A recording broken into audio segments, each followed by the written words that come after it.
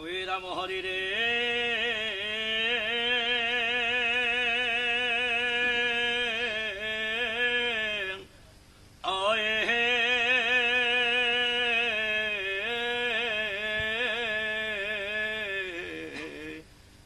ৰাম হৰে প্ৰভু কৃষ্ণ নিৰান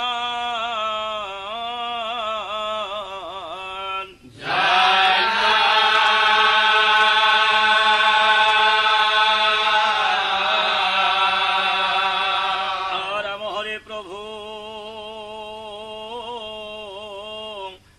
কৃষ্ণ নিৰান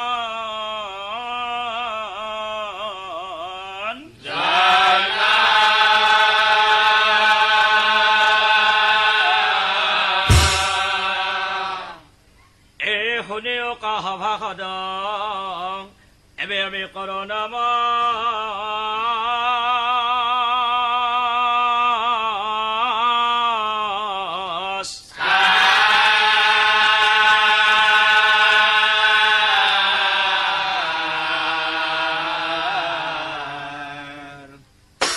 কলিৰ দৃষ্টিৰ কথাই আমি কৰিব প্ৰাণ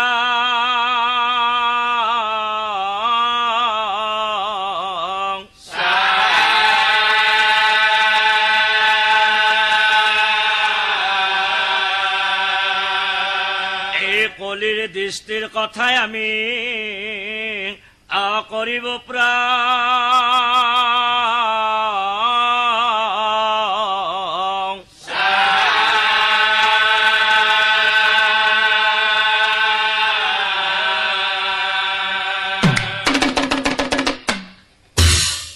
কুৰুকুল ধ্বংস হল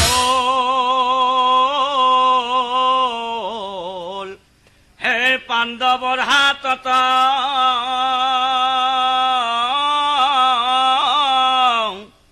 যুধিষ্ঠিৰ মহাৰাজ আবহে ৰাজপাং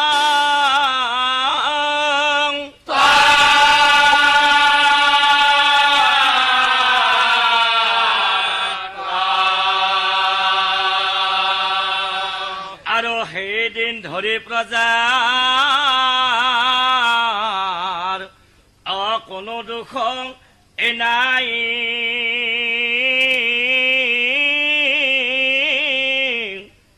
আনন্দতে প্ৰজাগণে অজয় গীত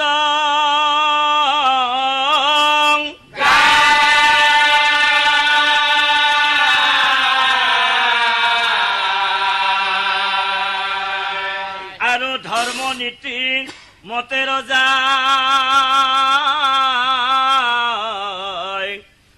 ৰাজ্য কচ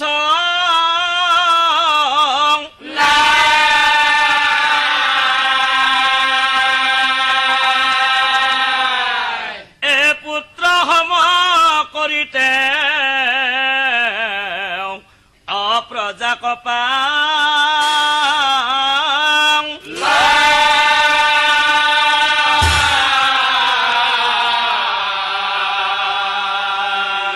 আৰু সকলো প্ৰজাৰ মুখত একেই উচ্চাৰণ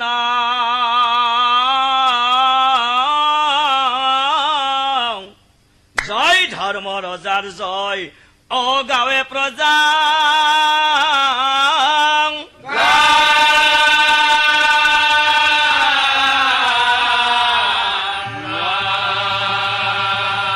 জয় ধৰ্ম ৰজাৰ জয় গাৱে প্ৰজা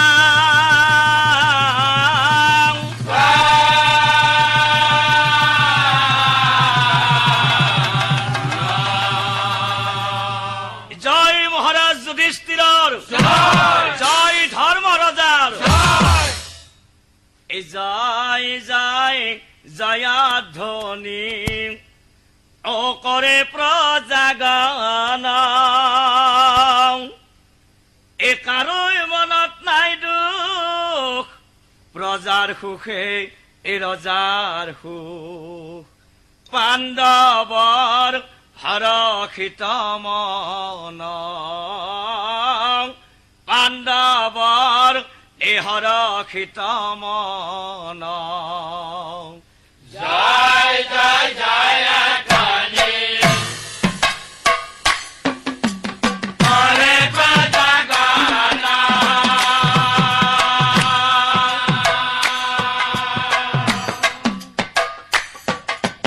অকালে মনত নাই ৰূপ কথা শুনে ৰাজাটো পাঞ্জাবৰ হৰষিত মন এই পাঞ্জাবৰ হৰষিত প্ৰজাৰ কল্যাণ সাধি অযুধিষ্ঠিৰ হায় যুধিষ্ঠিৰ এই পূজা পাৰ্বণ কত কৰি ধীৰে চলি যায় পূজা পাৰ্বণ কত কৰি ধীৰে চলি যায় ৰজা অনুসৰণ কৰি আজাত প্ৰজাগণা যত প্ৰজাগণা এই ধৰ্ম মানি হবে চলে হৰ সমন ধৰ্ম ধৰ্ম মানি হবে চলে হৰ সমন জয় জয় জয় ধ্বনি হৰে প্ৰজাগণা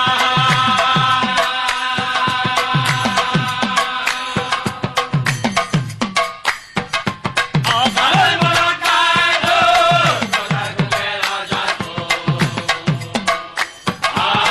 পাঞ্জাবৰ হৰষিত মন এই পাঞ্জাবৰ হৰষিত এনেকৈ কত কাল ইপাৰ হৈ যায় কাৰো কোনো একো অশান্তি নাই কাৰো কোনো একো অশান্তি নাই ও এনেকৈ কত কাল পাৰ হৈ যায় আৰু কোনো একো অশান্তি নাই আৰু কোনো একো অশান্তি নাই ৰজা অনুসৰণ এই কৰি প্ৰজাই অধৰ্ম ধৰ্ম মানি কাল কটাই ধৰ্ম ধৰ্ম মানি কাল কটাই নাই হিংসা ঈৰ্ষা এই কাৰো মনত স্বৰ্গ ৰাইজ যেন ভাৰতবৰ্ষত স্বৰ্গ ৰাজ্য যেন এই ভাৰতবৰ্ষ ও এনেকৈ কত কাল পাৰ হৈ যায় আৰু কোনো একো অশান্তি নাই আৰু কোনো একো অশান্তি নাই ও আতয় অনন্তৰে পাছে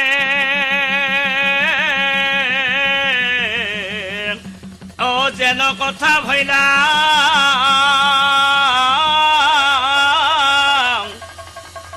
এই সুখৰ ভাতত অকুকুৰ বৰি এই বিধি বিৰাম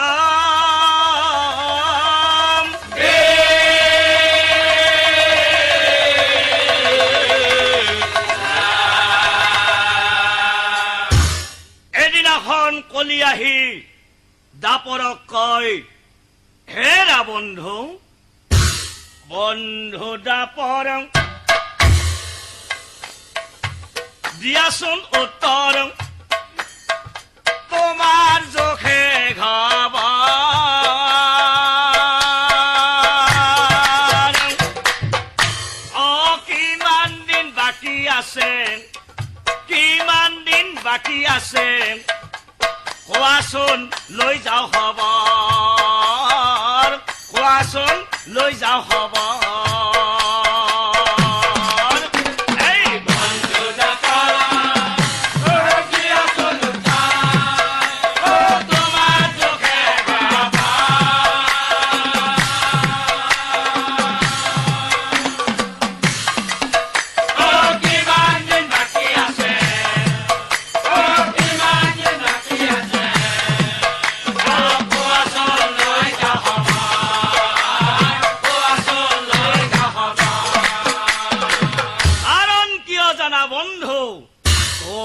জোখে ঘলে মোৰ দিন পৰিব তোমাৰ জোখে ঘলে মোৰ দিন পৰিব তোমাৰ জোখে ঘলে মোৰ দিন পৰিব তোমাৰ জোখে ঘলে মোৰ দিন পৰিব ইচ পিছাই আছে মোৰ গা গা গা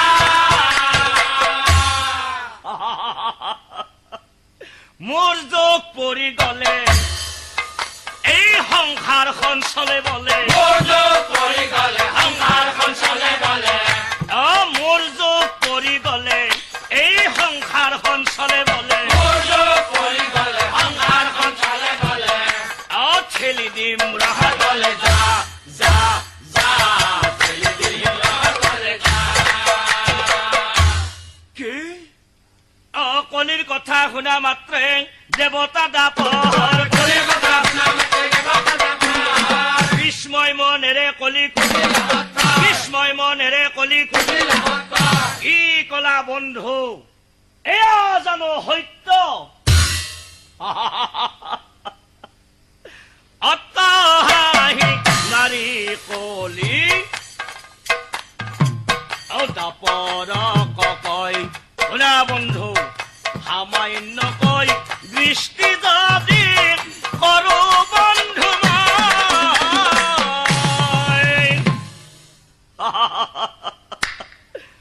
ওলত পালত হব সংসাৰ জানিবা নিশ্চয়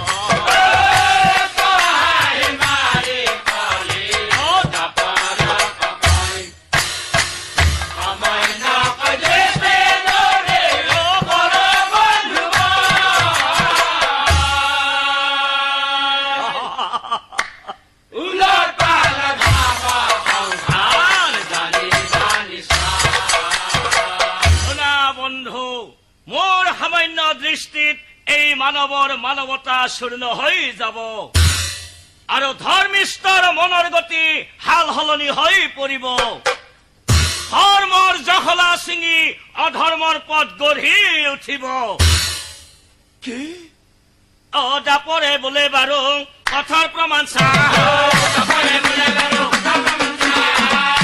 সামান্যকৈ দৃষ্টি কৰা সামান্যকৈ দৃষ্টি কৰা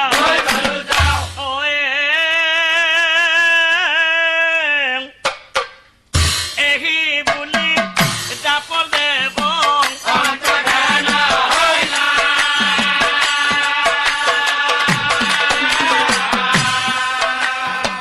আৰু আনফালে হিমালয়ত বহি বলি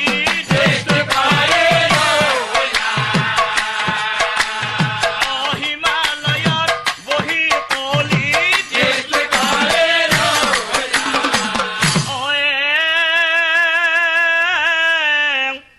আতয়নন কৰে পাছে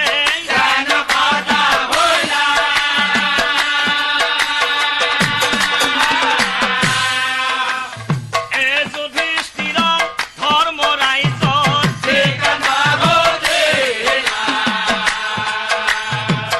যুধিষ্ঠিৰ ধৰ্ম ৰাইজত এই কলিৰ দৃষ্টি পৰি সৰ্বনাশ যিয়েই পৰে সেই দৃষ্টিত এই যিয়েই পৰে সেই দৃষ্টিত এই কলি দৃষ্টি পৰাৰ লগে লগে যুধিষ্ঠিৰ ৰাজ্যত নানা অঘটন ঘটিবলৈ ধৰিলে এইবোৰ দেখি শুনি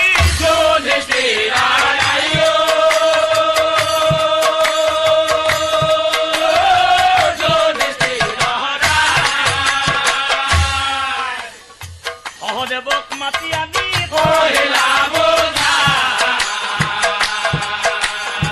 সহদেৱক মাতি আনি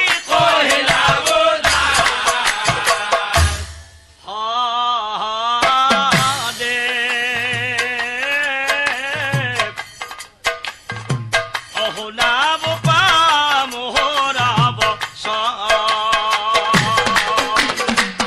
কোন মহা পাপী গ্ৰহই কুপদৃষ্টি কৰে ভাল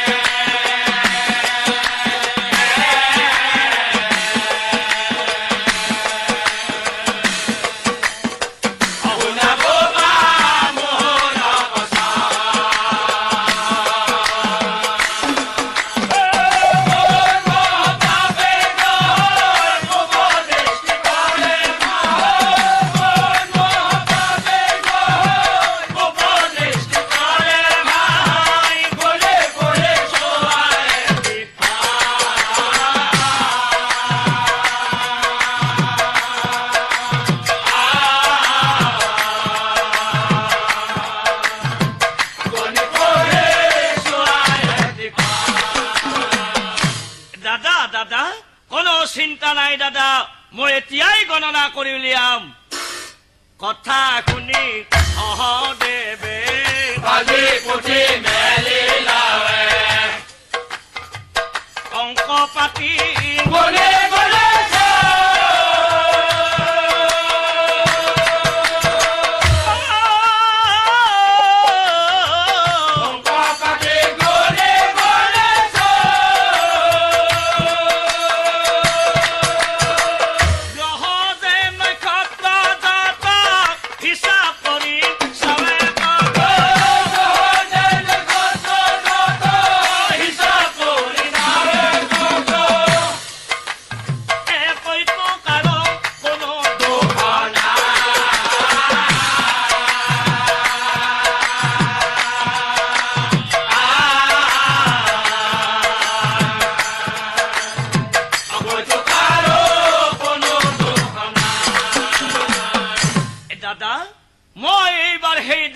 সকলক হিচাপ কৰি চাও, দেৱতাকো হিচাপ কৰি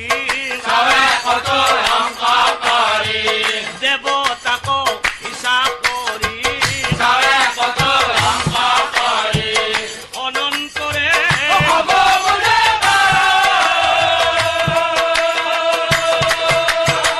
দাদা দাদা হিমালয়ত বহি কলি আছে দৃষ্টি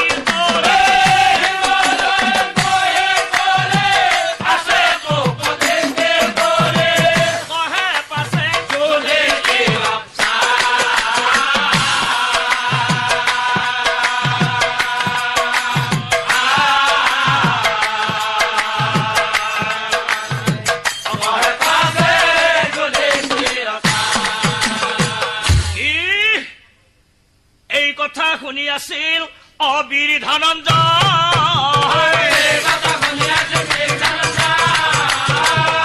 মহাক্ৰোধে অৰ্জুনে মহাক্ৰোধে অৰ্জুনে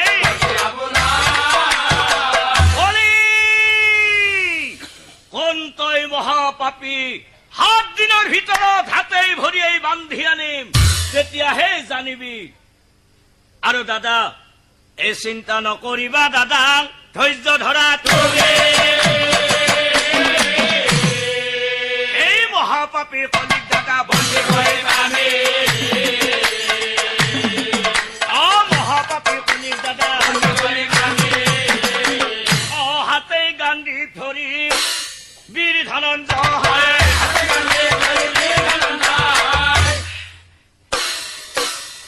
ৰথে উঠি চলি যায়, ৰথে উঠি চলি যায় মহাক্ৰোধে ধনঞ্জয় চলি গইলা হিমালয় ঘূৰি ঘূৰি চাৱে কত কলিক কৈত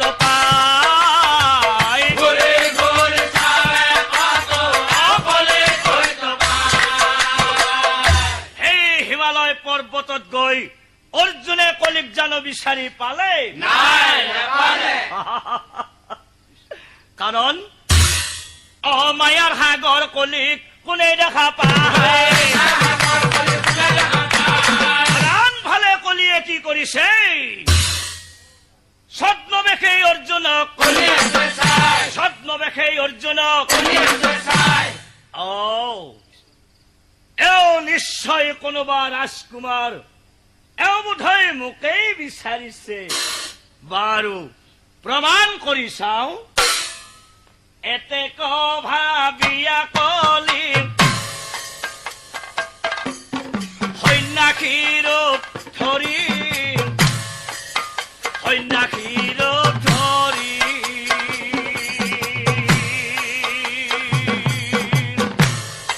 অৰ্জুনৰ ওচৰে যায় টাকা টুকুৰ কৰি, অৰ্জুনৰ ওচৰে যায় টাকা টুকুৰ কৰি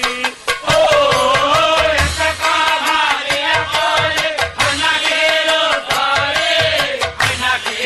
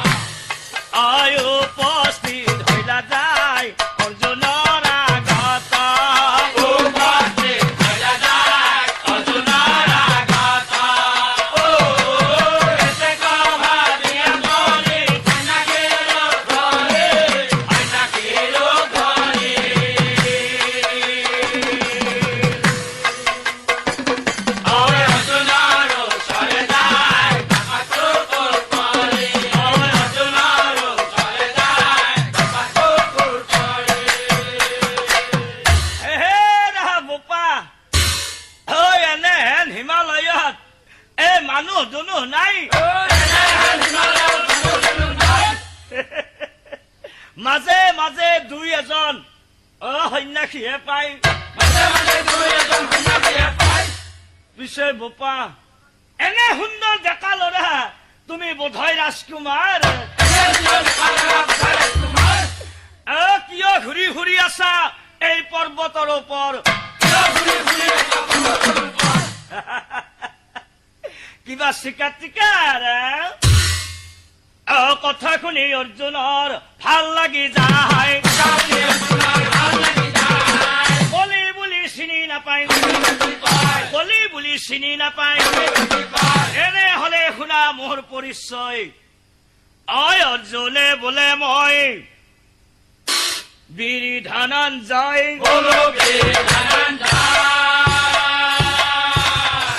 কি ধনঞ্জয়? হেৰা বোপা মই শুনিব পাইছো তুমিও কিন্তু কম বস্তু নহয়। আৰু শুনাও মই ইয়াত কিয় আহিছো জানে? মহাপাপী কলিক ইয়াত বিচাৰিছো মই।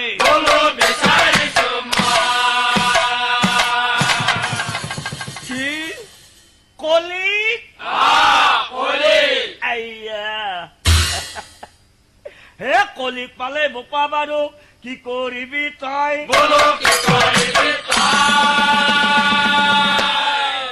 কি কৰিম?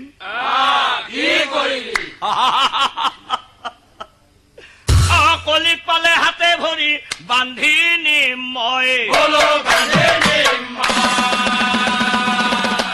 কি বান্ধি নিবি?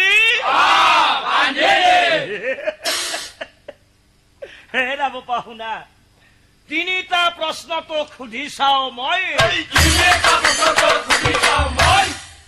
ভাল মতে ভাবি চিন্তি উত্তৰ দিবি তই। আৰু বোপা উত্তৰ শুদ্ধ হলে কলিক লগাই লগাই বোপা দেখুৱাই দিম মই। কিন্তু উত্তৰ দিব নোৱাৰিলে বন্দী হবি তই। উত্তৰ দিব নোৱাৰিলে বন্দী হবি তই। এতিয়া কথাটো ভাবিছা আৰু ইয়াকো কলো। তিনি প্ৰশ্নৰ তিনি দৃশ্য তুমি নিশ্চয়কৈ চাবি। চাই চিন্তি শুদ্ধ উত্তৰ, চাই চিন্তি শুদ্ধ উত্তৰ। ই কলা প্ৰশ্নৰ উত্তৰ দিব লাগিব। অৰ্জুনে বোলে মই শুদ্ধ উত্তৰ দি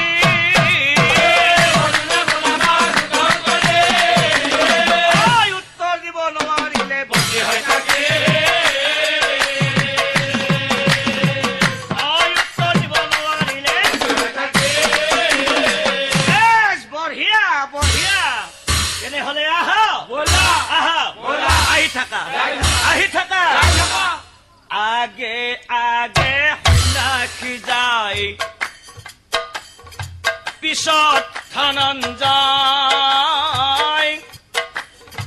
পিছত ধনঞ্জয়। কিছু দুৰ্গই এক পুখুৰী পাৰত, কিছু দুৰ্গই এক পুখুৰী পাৰত উপস্থিত হয়, দুয়ো উপস্থিত হয়।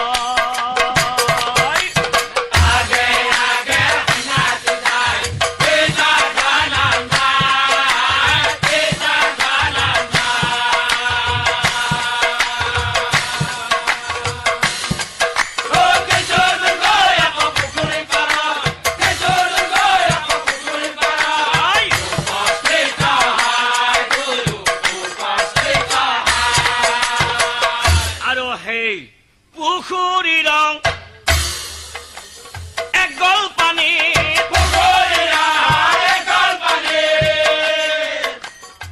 এক মনুষ্য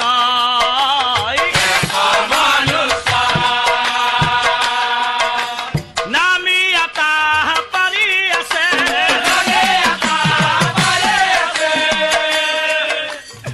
পানী দিয়া ভাই মোক পানী দিয়া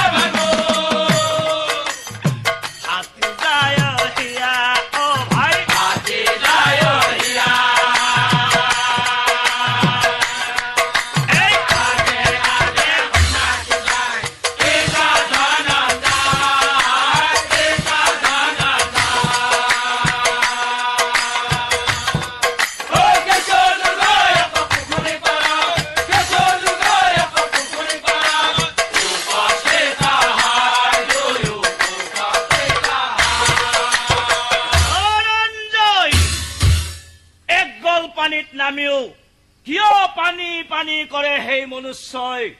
এই প্ৰশ্নৰ উত্তৰ কি হয় কোৱা ধনঞ্জয়?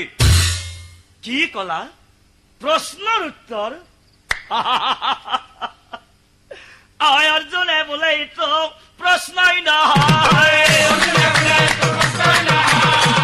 এইটো কিবা প্ৰশ্ন নে? এই বেটাৰ মাথাৰ দোষ, এই বেটাৰ মাথাৰ দোষ। ধনঞ্জয়, তুমি শুদ্ধ উত্তৰ দিব পৰা নাই, গতিকে আহা আহা, আহি থাকা আহি থাকা। ৰবা, হৌৱা দেখিছা? দেখিছো কি দেখিছা? এটা প্ৰকাণ্ড দন্তাল এটা প্ৰকাণ্ড দন্তাল হাতী। আৰু কি দেখিছা? এজনী ধুনীয়া নাৰী, এজনী ধুনীয়া নাৰী। আৰু কি দেখিছা? কিছুমান মানুহ, কিছুমান মানুহ। হৌটো বৃহৎ দন্তাল হাতী, হৌজনী সামান্য নাৰী, হৌজনী সামান্য নাৰী। কাণত ধৰি তাই ঘূৰাই ঘূৰাই কত খেলা দেখুৱাই, ৰাইজে চাই আছে বাহ বাহ কৰি, ৰাইজে চাই আছে বাহ বাহ কৰি।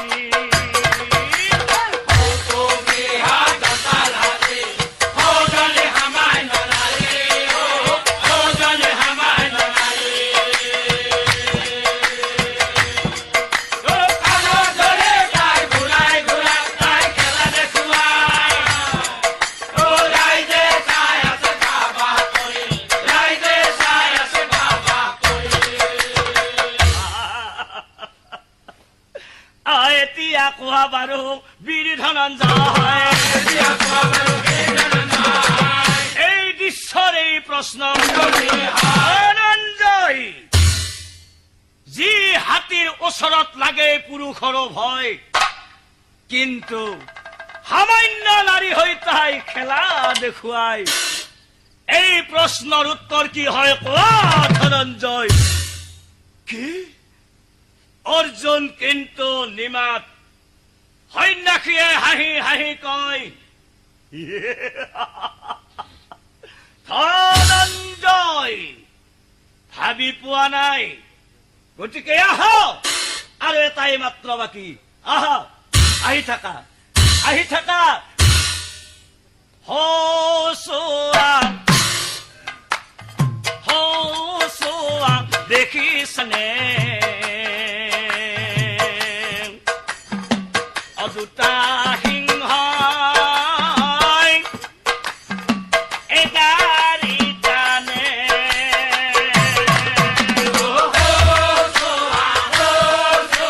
দেখিছনে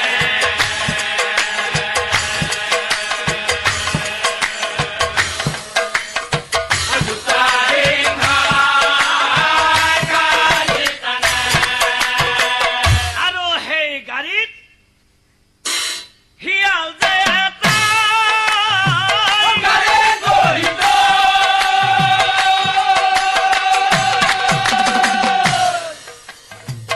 শিয়ালৰ কপালে ফোটা,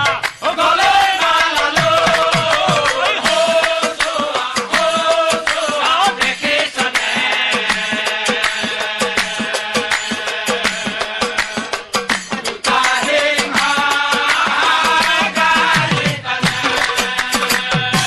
শিয়ালক ভকত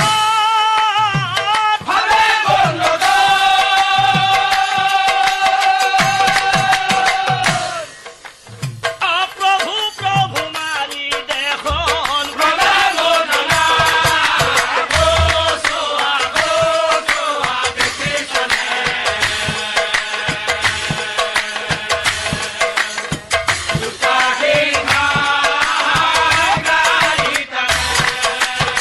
ধনঞ্জয়, এই বনৰ বন ৰজা সিংহ বিক্ৰমে বিশাল,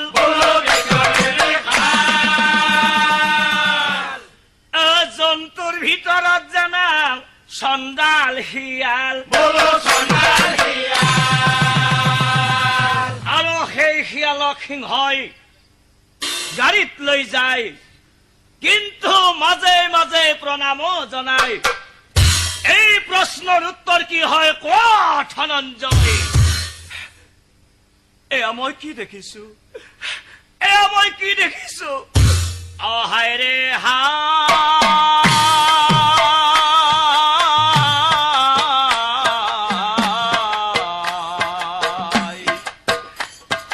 কাণ্ড দেখি অৰ্জুনৰ চিন্তা লাগি যায়, এই কাণ্ড দেখি অৰ্জুনৰ চিন্তা লাগি যায়।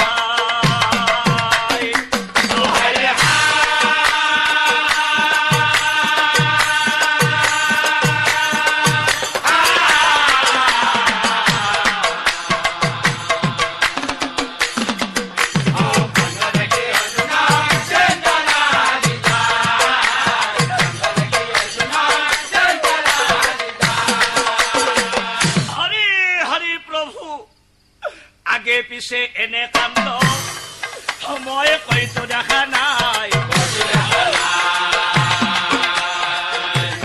হৰি হৰি আজি মোৰ কি হব বিলাই, কি হব বিলাই, এই ভাবি গুণি অৰ্জুনে হেকন্দে ৰৈলা, সন্যাসী ৰূপী কলি গৰ্জিয়াই উঠিলা।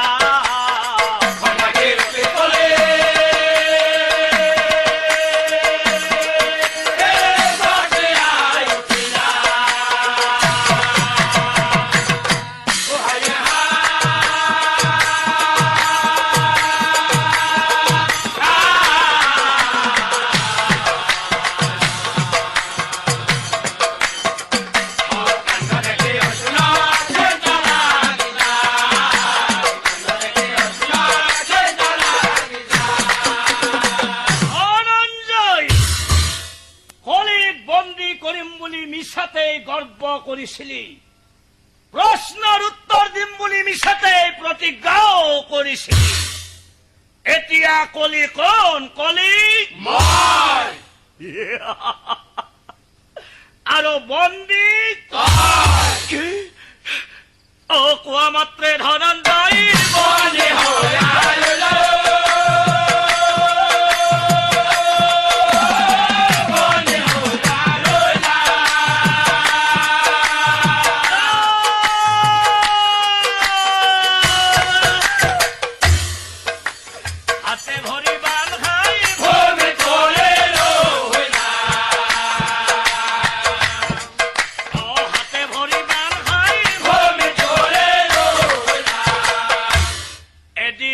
দুদিন কৰি পাছে সপ্তম দিন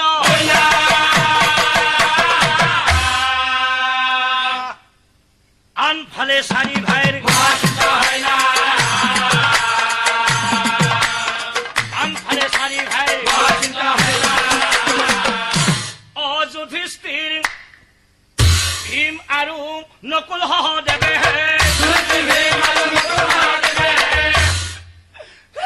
কান্দি বেলা গিলা হবে, কান্দি বেলা গিলা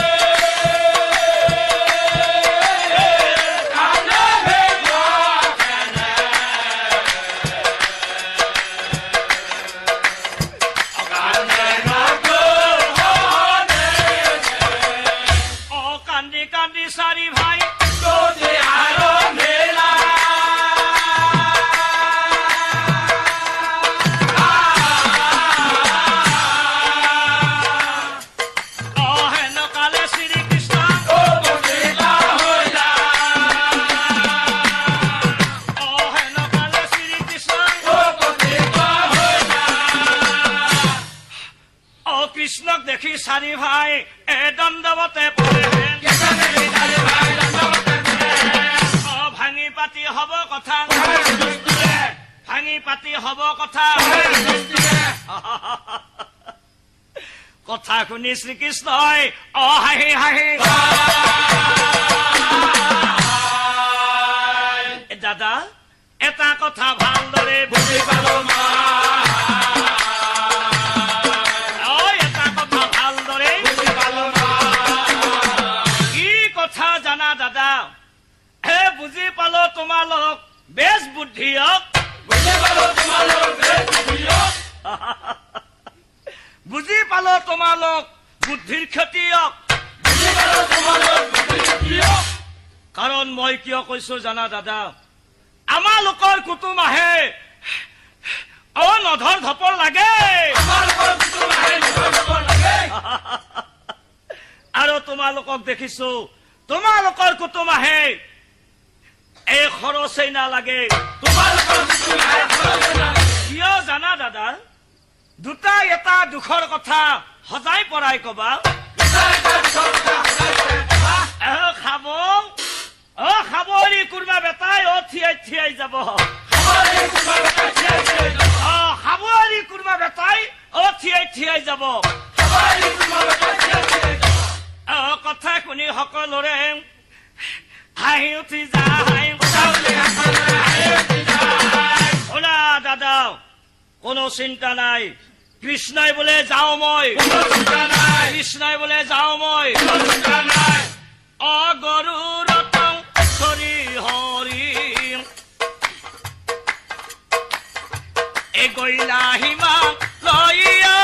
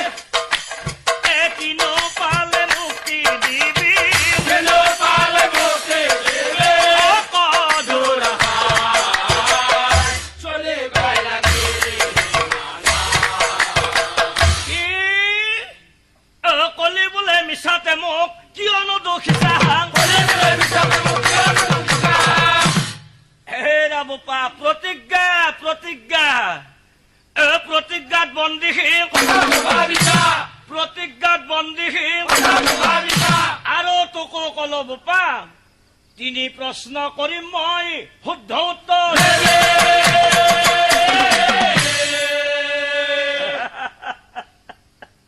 উত্তৰ দিব নোৱাৰিলে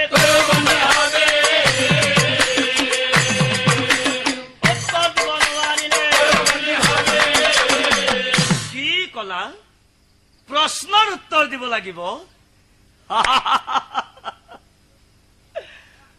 কৃষ্ণই বোলে যি প্ৰশ্ন কৰিবি তই মোক তাৰ উত্তৰ আগতে মই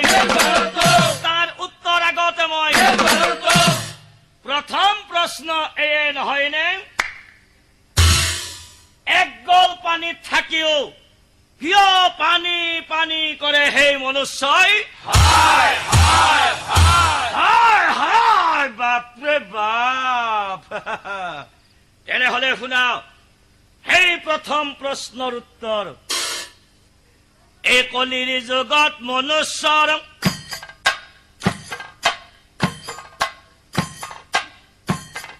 যত ধন হয় এই কলিৰ যুগত মনুষ্যৰ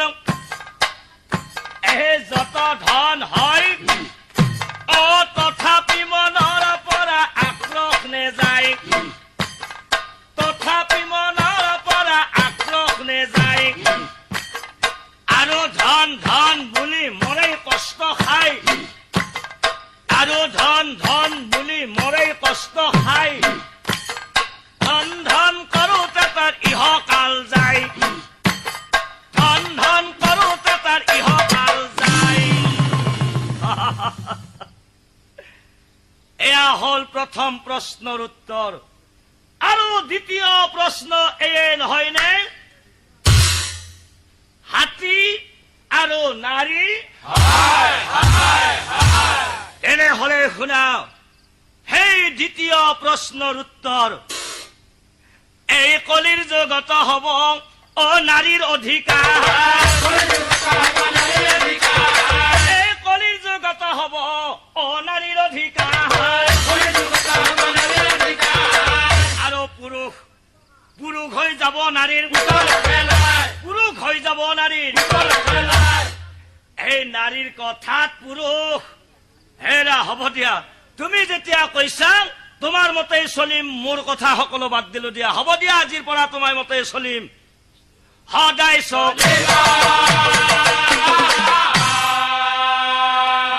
এয়াই নহয় ৰাইজ আনকি নাৰীয়ে গৈ ৰাস্তাত আনকি নাৰীয়ে গৈ আৰু তৃতীয় প্ৰশ্ন এয়ে নহয়নে সিংহ আৰু শিয়াল হায় হায় বাপৰে বাপ তুমি কি সাংঘাতিক বস্তু হে বাপা তেনেহলে শুনাও সেই তৃতীয় প্ৰশ্নৰ উত্তৰ এই কলিৰ যুগত কিছুমান শিয়াল ধূৰ্ত নৰগণ দেখাত ভকত মনত কপত শুনা বিৱৰণ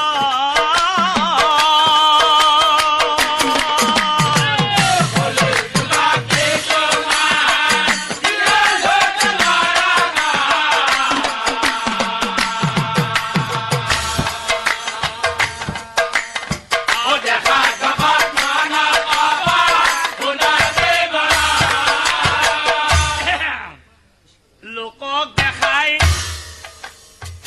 ভকত বোলাই অধৰ্ম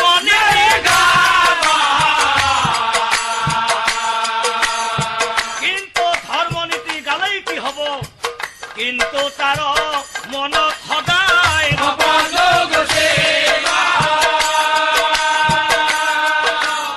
আৰু কিছুমানে এই কলিৰ যুগত অনুষ্ঠানে বিনুষ্ঠানে আগভাগ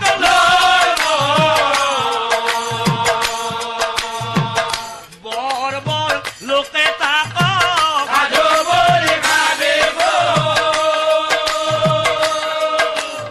এই অনুষ্ঠানৰ জমা জৰি তেওঁৰ হাতে কিন্তু চাওক এই কলিৰ যুগত যাকেই ডাঙৰ পতা হয় সেয়াই কিন্তু অনুষ্ঠান শেষ কৰি যায় এয়া হল আমাৰ কলিৰ যুগৰ ধৰ্ম যদি খৰচ হয় 10 টকা কিন্তু খৰচত লিখিব 20 টকা ঠিক এনেদৰে এই সকলোবোৰ হজম কৰি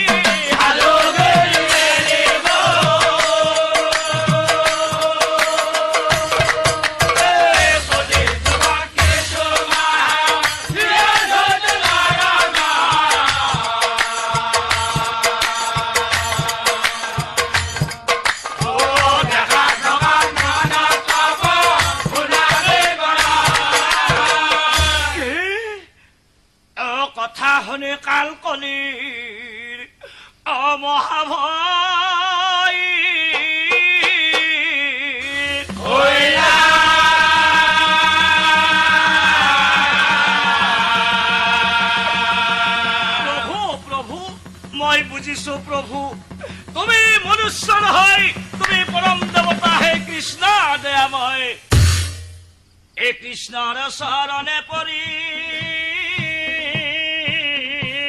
ও কান্দিলে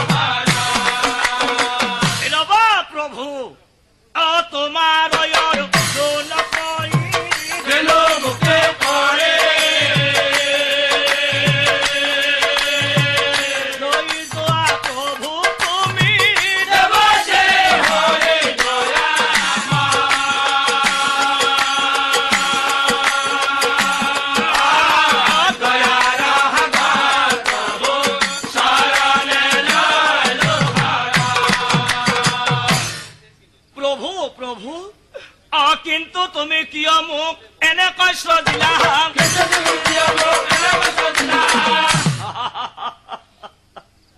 হাঁহি হাঁহি শ্ৰীকৃষ্ণই হাঁহি হাঁহি শ্ৰীকৃষ্ণই তোমাক কিয় সৃষ্টি কৰা হল শুনাও।